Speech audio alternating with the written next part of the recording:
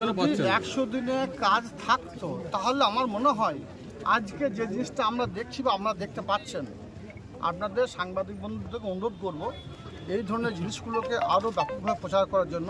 100 দিনের কাজ বন্ধ থাকার জন্য একটা এই ব্লক থেকে মানুষকে অন্য এরিয়ায় যেতে হচ্ছে অন্য সংস্থানের উদ্দেশ্যে।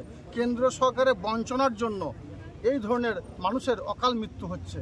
এটা আমরা নিশ্চিত হয়ে বলতে পারি এই মানুষগুলো শুধুমাত্র কেন্দ্র সরকারের বাংলাকে বঞ্চনা করার জন্য এই মানুষগুলোকে আমাদেরকে অকালে হারাতে হলো। এই জন্য কি তাহলে 100 দিনের কাজের জন্যই কি দায়ী এই মৃত্যুগুলো ঘটছে? যে 100% এই বিষয়ে দ্বিমতে কোনো অবকাশ নেই। যদি 100 দিনের কাজ থাকতো তাহলে এই মানুষগুলো 100 দিনের কাজের জন্য এই এরিয়া থেকে বা নিজের পরিবার অন্য সংস্থানের জন্য নিজের গ্রাম থেকে মরোই যাওয়ার জন্য প্রস্তুতি হতো না। এরা নিজের গ্রামে, নিজের পাড়াতেই, নিজের এরিয়াতেই 100 দিনের কাজ করে পরিবারের অন্য সংস্থার ব্যবস্থা করতে পারতো। এর জন্য কেন্দ্র সরকার ধিক্কার জানাই, কেন্দ্র সরকারকে আমরা ধিক্কার জানাই। এই ধরনের অকাল মৃত্যুর জন্য দায়ী হচ্ছে কেন্দ্রীয় সরকার।